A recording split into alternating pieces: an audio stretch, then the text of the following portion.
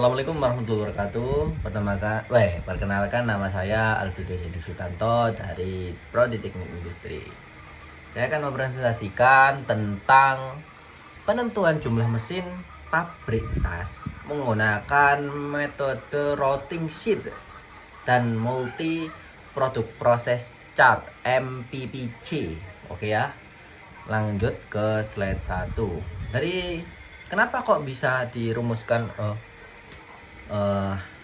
routing sheet sama MPPC? Karena PT ya ini sini inisialnya adalah JP, merupakan perusahaan manufaktur yang memproduksi tas ransel, beroperasi menggunakan sistem flow shop, di mana proses produksinya dilakukan secara berurutan dan tetap stabil, ya kan.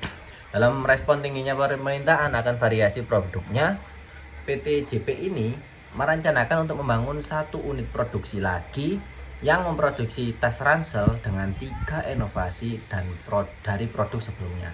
Perencanaan tata letak fasilitas ini dilakukan berdasarkan produk yang diproduksi, mulai dari tahapan fabrikasi, perakitan, dan packaging.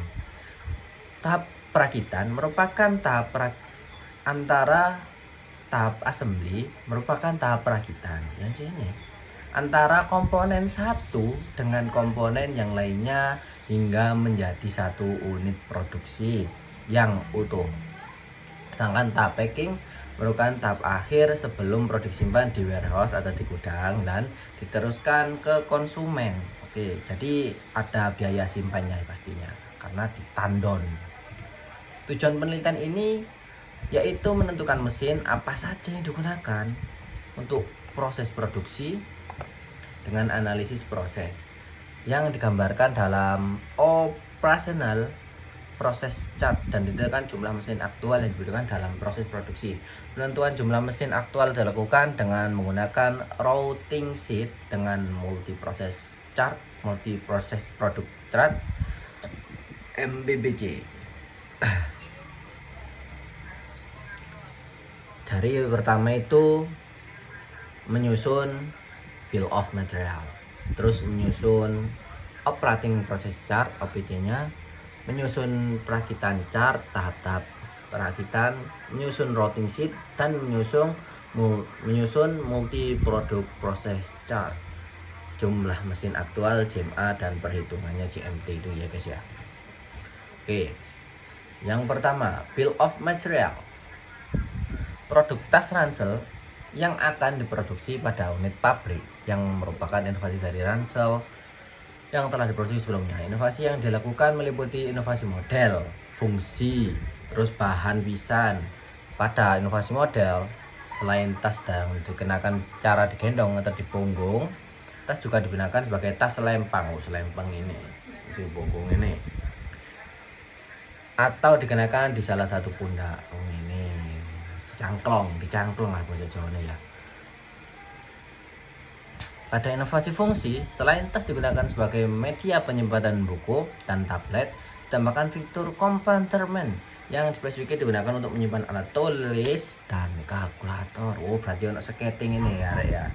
Skating kalkulator, skating alat tulis, ya ngono lah. Mau lanjut. Ini bisa dilihat sendiri di PPT-nya ya.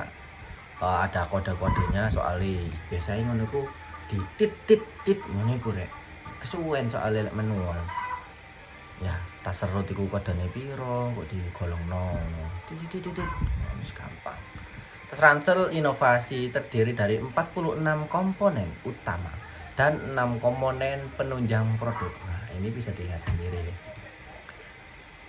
Yang B, operational process chart OPC, peta kerja. Iki peta kerja menggambarkan langkah-langkah proses pengerjaan material mulai dari bahan baku hingga menjadi komponen atau produk jadi. Informasi yang terdapat dalam OPC meliputi kode komponen, kode ini mau sing digolongno, terus nama komponen, jenis material yang digunakan, dimensi material, proses yang dilalui mesin atau peralatan yang diperlukan, waktu proses, dan presentasi scrap yang dihasilkan dari hasil operasi. Waktu proses merupakan waktu yang dihabiskan oleh material selama mengalami suatu proses tertentu pada suatu mesin. Berdasarkan OPC ini dibuat ketahui bahwa tahap fabrikasi waktu yang diperlukan untuk 27 komponen itu 21,58 menit. Berarti yo 22 menitan lah. Pada proses perakitan membutuhkan waktu 26,73 menit. Setengah jam. Sedangkan pada tahap packing yang dilakukan satu packing itu menghabiskan waktu 2 menit, 1,78 menit. Kalau dibulatkan kan 2 menit. Iku sak molore wong ya, soalnya kan ada human error juga. Sehingga total waktu yang dibutuhkan pada tahap fabrikasi, assembly dan packing atau dari bahan baku menjadi produk jadi yaitu selama sak jam, gak sampai lah sak jam kurang 50,09 menit.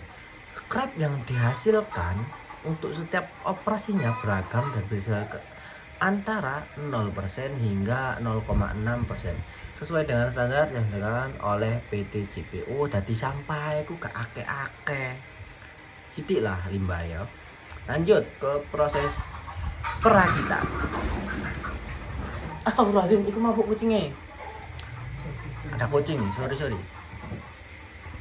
Assembly chart atau perakitan digunakan sebagai panduan standar operasi profesional SOP dalam merakit komponen-komponen menjadi suatu produk jadi. Assembly chart menunjukkan langkah-langkah penyusunan komponen jadi sub assembly dan sub assembly menjadi assembly berdasarkan operasional proses chart yang telah diketahui terdapat 12 stasiun kerja yang diperlukan pada proses produksi tas ransel inovasi. Stasiun kerja tersebut antara lain meja pola karton, meja potong karton, meja pola kain, meja potong kain, meja ukur, meja potong tali, meja rakit itu 2, meja inspeksi, single needle dan mesin drill, dan meja packing. Untuk menentukan jumlah dari setiap stasiun kerja diperlukan perhitungan routing sheet. Nah ini routing sheet ini. Nah routing sheet ini apa sih? Urutan proses operasi dari setiap komponen. Jadi urutan nih, mari iki gak iso mari iki langsung mencolot ini, gak iso. Soalnya prosesiku urut. Nama atau jenis peralatan yang digunakan, presentasi scrap yang dihasilkan, efisiensi dan reliabilitas mesin yang digunakan. Informasi tersebut digunakan dalam mengetahui kapasitas alat teoritis, jumlah unit yang harus disiapkan dengan efisiensi serta jumlah mesin teoritis. Oke, ini sudah ada tabelnya. Nilai efisiensi diperoleh berdasarkan perbandingan antara running time dengan waktu yang tersedia. Sedangkan reliabilitas mesin didasarkan pada analisis dan kalkulasi yang telah dilakukan oleh divisi maintenance perawatan. Oke, ini ya hasilnya. Jadi efisiensinya bertemu pada tabel ini, silakan dilihat, dan reliabilitas bertemu di tabel ini, nggak jauh lah.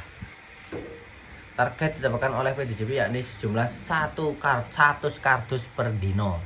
Jumlah ini didasarkan pada analisis data permintaan produk yang dilakukan oleh divisi sales dan untuk menunjukkan jumlah mesin aktual JMA. Jumlah mesin aktual menggunakan routing JMT. Jumlah mesin teoritis dihitung dengan bersamaan. JMT sama dengan S kali Q dibagi H kali E kali R. S adalah waktu proses, Q adalah jumlah produk yang harus disiapkan per unit dan per menit, H adalah faktor konversi, E nilai efisiensi mesin, R nilai reliabilitas mesin. JMT meja diukur. Contoh JMT meja ukur sama dengan JMT tali penyambung kanan ditambah JMT tali penyambung kiri, kan kanan ambil kiri. JMT gini mejae. Kalau tali scrap pendek, tali scrap panjang, centelane, kalau tali scrap lurus, JMT tali gospel. Oke. Nah, ini bisa dilihat ya. dan ketemu hasilnya ini. JMT meja ukur sama dengan 0,6. 0,6 ini nanti diapakno. Jumlah mesin aktual JMA merupakan pembuatan ke atas round up. Round up dari JMT. Hal ini dikarenakan jumlah mesin merupakan bilangan diskrit, dan apabila dilakukan pembulatan ke bawah maka mesin yang dibutuhkan tidak akan cukup memenuhi kebutuhan yang tersedia. Oh, kalau pembulatannya itu harus ke atas ya guys ya, nggak boleh ke bawah soalnya diskrit ya. Dengan target inovasi produk 100 kardus dan 6 unit per kardus, dan populasi ini JM-nya jual mesin aktualnya. Oke, jadi terdapat 46 komponen dan 6 komponen penunjang. Penentuan alur proses produksi dilakukan dengan menyusun OPC, Operating Process Chart.